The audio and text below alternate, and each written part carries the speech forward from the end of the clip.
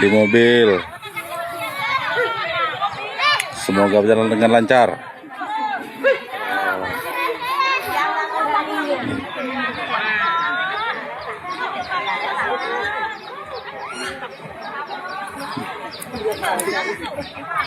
Mau rujuk pasien, lahir di mobil. Nah. Mau dirujuk malah lahir di mobil.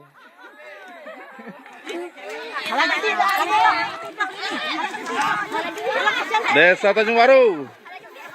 Mau dirujuk lahir di mobil 1004.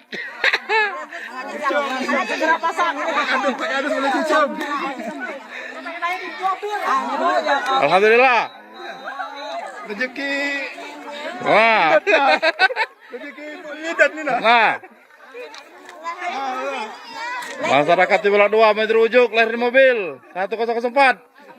Kemarin hari yang lalu ada ibu melahirkan di mobil karena kondisi jalan yang tidak yang balak. Boleh dijelaskan Pak Gub untuk ya, saya memanggil pemerintah ya, pemerintah baik provinsi maupun kabupaten. Itu saya juga belum jelas program kabupaten ya, tapi saya mewakili pemerintah, mohon maaf kepada masyarakat. Kami berusaha sebelum memperbaiki seluruh akses infrastruktur baik di sesuai provinsi, kabupaten, kabupaten. Jadi saya yakin dan mengenal pada masyarakat. Insya Allah kita akan berusaha untuk memperbaiki jalan. Oke?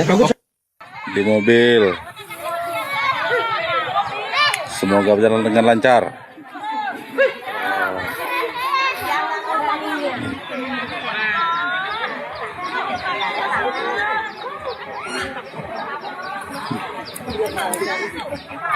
Mau rujuk pasien, lahir di mobil.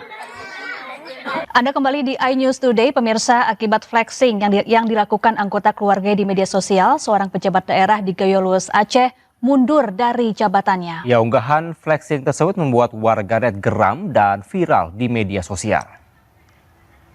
Itu demi menjaga nama baik institusi, serta memberikan kesempatan agar proses evaluasi dan perbaikan dapat berjalan dengan baik, saya memilih mengundurkan diri dari jabatan yang saya emban saat ini. Seorang pejabat daerah di Kabupaten Gayo Luwes, Aceh mengundurkan diri usai anggota keluarganya mencuri perhatian publik di jagat media sosial. Wanita diketahui merupakan anak dari salah satu pejabat Gayo Luwes ini mengunggah sejumlah foto yang menunjukkan kemewahan. Saya yang bertanda tangan di bawah ini, nama Dr. Nepi Rizal MKes MH, jabatan Asisten Pemerintahan Keistimewaan Aceh dan Kesra. Melalui surat ini, saya menyampaikan pengunduran diri dari jabatan yang saya emban terhitung sejak tanggal 23 Juli 2026. Keputusan ini saya ambil dengan penuh kesadaran dan tanggung jawab akibat munculnya perhatian publik terkait perilaku anggota keluarga saya yang menimbulkan polemik dan telah mempengaruhi kepercayaan masyarakat. Ini bukan pertama kalinya terjadi. Anggota keluarga pejabat yang memamerkan kemewahan atau flexing di media sosial berujung membawa karir pejabat terkait berakhir. Dilansir dari laman Instagram @dea.aa, putri pejabat pemerintahan ini memamerkan gaya hidup mewahnya serta sejumlah tangkapan layar yang sekaligus menyeret nama Dr. Nepi Rizal. Postingan yang beredar di media sosial ini membuat geram warganet di kolom komentar. Bahkan Dea terlihat sempat menanggapi komentar warganet dengan foto dan tulisan bernada angkuh sebelum akhirnya menutup laman Instagramnya. Mirisnya, di tengah kemewahan dan kekayaan yang dipamerkan, Gayo Luwes masih terus mencoba untuk bangkit dari banjir bandang yang sempat menerjangnya akhir tahun lalu. Jalan-jalan yang rusak, bangunan yang roboh, listrik yang sempat padam membuat warga sulit untuk hanya memenuhi kebutuhan dasar mereka. Di saat rakyat berusaha bertahan, ada pejabat yang justru mempertontonkan kemewahan. Ini menjadi gambaran bahwa kekuasaan tanpa empati hanya menjadi ironi. Tim Liputan, iNews melaporkan.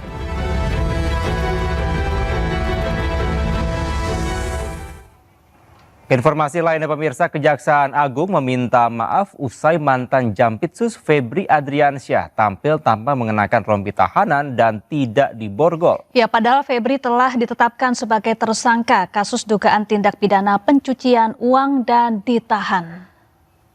Tapi ini sudah menjadi keputusan pimpinan, saya siap menghadapinya, ya, dan saya merasa memang ini kriminalisasi. Terima kasih ya. Mantan Jampitsus Kejagung Febri Adriansyah tidak mengenakan rompi merah muda atau pink saat hendak diangkut dengan mobil tahanan ke rutan KPK. Tak hanya itu, tangan Febri juga tidak diborgol layaknya seorang tersangka. Jaksa Agung Muda Bidang Pengawasan Kejagung, Rudi Margono selaku koordinator Tim 9 mengatakan hal tersebut bisa terjadi lantaran buru-buru dan sudah malam. Padahal berdasarkan kebiasaan di Kejagung, tahanan akan dipakaikan rompi pink dan diborgol. Ya, kalau masalah rompi tadi mohon maaf, karena buru-buru juga udah malam ya. Terus yang kedua, modus operandinya secara umum, dugaan TPPU yang dilakukan oleh penyelenggara negara dalam jabatannya sebagai jaksa atau pejabat struktural selama dia menjabat mengabdikan diri di kejaksaan. Lebih detailnya tidak akan saya sampaikan karena terkait dengan strategi pembuktian, dan kalau kita sampaikan akan sangat menyulitkan kita ke depannya. Rudi mengatakan Febri ditahan untuk 20 hari pertama. Febri ditahan di rutan KPK lantaran pernah menangani kasus-kasus besar. Febri menjadi tersangka dan ditahan atas kasus dugaan tindak pidana pencucian uang terkait uang dan emas 74 kg yang ditemukan tim Kortas Tipikor Polri di rumah Sentul. Dari Jakarta, tim liputan Anyus melaporkan. Ya pemirsa, untuk mengetahui informasi terkini sudah ada rekan kami Amrina Rida di gedung KPK. Ya, Amrina, apakah sudah ada info terkait dengan penahanan Febri di rutan KPK saat ini? Iya, Kevin dan juga Syafa, informasinya memang kalau untuk saat ini tentunya proses pendalaman dan juga penyidikan yang dilakukan oleh tim 9 yang merupakan tim penyidik Kejagung ini masih terus dilakukan, namun memang nampaknya berkaitan dengan bagaimana progres dari siapa saja yang telah diperiksa, lalu juga sejauh mana proses penanganan perkara ini belum dipublikasikan sepenuhnya kepada awak media, sehingga hingga saat ini pun kami masih terus berusaha untuk menggali informasi tersebut. Namun informasi terakhir tentunya kita ketahui bersama bahwa mantan ex ataupun juga ex Jampitsus Kejagung yakni Febri Adriansyah ini telah akhirnya ditahan di rutan KPK pada hari Jumat 24 Juli 2026.